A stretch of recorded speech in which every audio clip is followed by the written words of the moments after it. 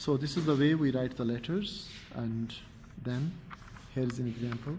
So this page, 2 pages for 4 letters, and here, here, here, and here.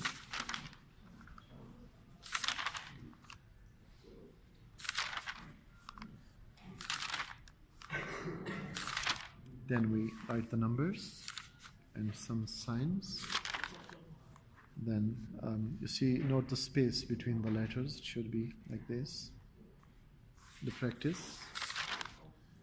Then another sentence with the space. Note the space. And mistakes. Then we practice.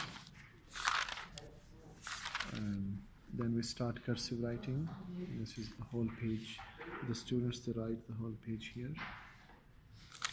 And then we start the cursive. And students, they continue their practice. And after some time, their writing becomes like this.